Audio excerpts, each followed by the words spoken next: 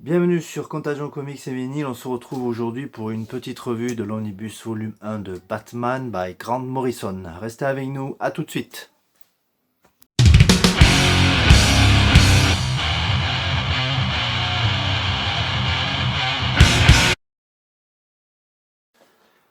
Voici ce beau bébé de quelques kilos pour 672 pages. Regardons un peu cet omnibus sous toutes ses couleurs.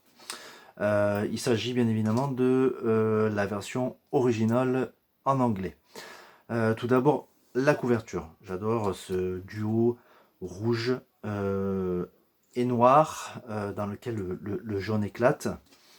Cette belle tranche qu'on retrouvera sur le deuxième et le troisième volume d'ailleurs, comme vous pouvez le voir. Et le dos.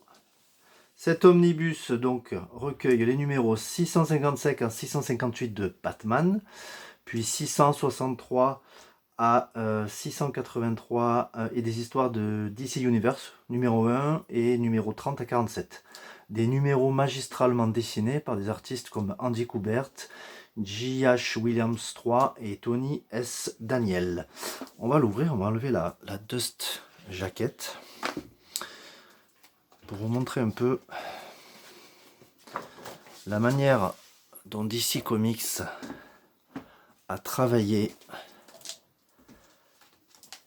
l'ensemble en termes de direction artistique. C'est quand même assez costaud, je trouve. Voilà.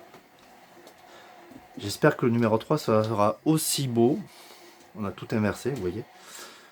C'est vraiment, vraiment magnifique.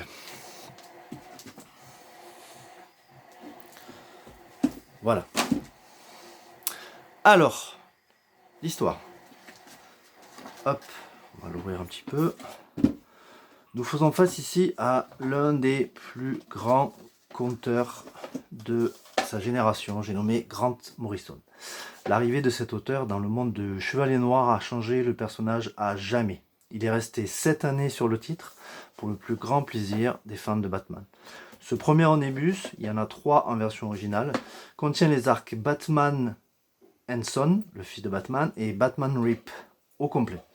Dans le premier arc, Bruce Wayne se retrouve à devoir affronter 2 défis majeurs dans sa vie. D'une part, il apprend l'existence de Damian, son fils caché, fruit de son union avec Talia al Ghul, la fille du démon. Cette dernière envoie Damian pour qu'il apprenne à combattre aux côtés de son père, après avoir reçu jusqu'ici, toute sa jeunesse, l'entraînement de la Ligue des Assassins. D'autre part, le héros doit faire face à 3 Batman, représentant chacun l'un de ses pires cauchemars. Dans le second arc, Batman s'attaque au Gant Noir. Le Gant Noir, c'est une association de criminels qui combattent les super-héros du monde entier. Voilà, on passe un peu plus loin dans l'omnibus. On feuillette un peu, je ne vais pas essayer de spoiler.